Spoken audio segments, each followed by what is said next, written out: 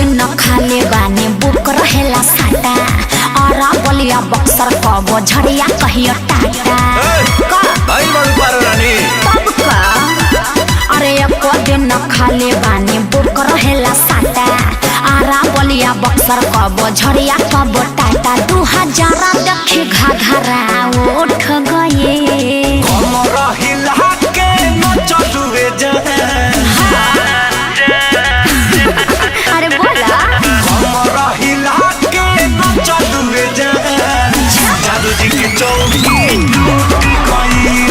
कमखी दबा के हंसलुए जादू जी के चौकी टूटी गई अरे टूटी तबे ना जुटी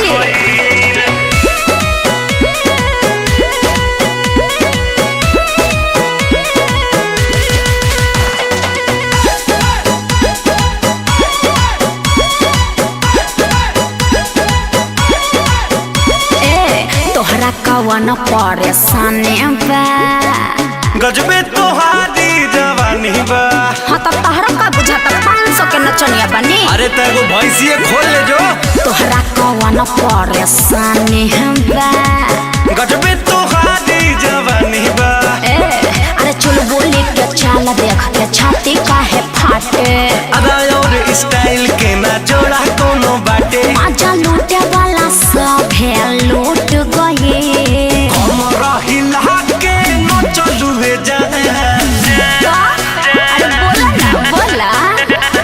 कमरा हिला के नचलुए जादू जी की चौकी टूटी गई कमखी दबा के हंसलुए जादू जी के चौकी टूटी गई। हाँ तो टूटी ना टूटबे करी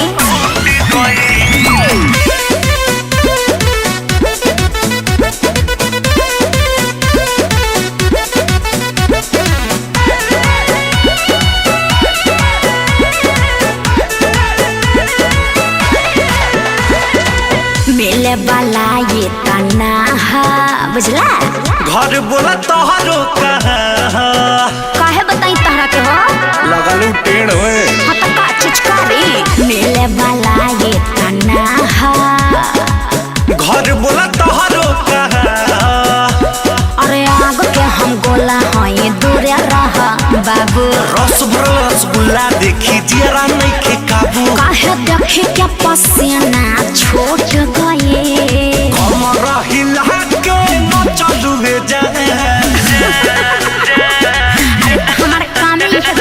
कमरा हिला के नचलुए जादू जी के चौकी टूटी गई कमखी दबा के हंसलुए जादू जी के चौकी टूटी गई।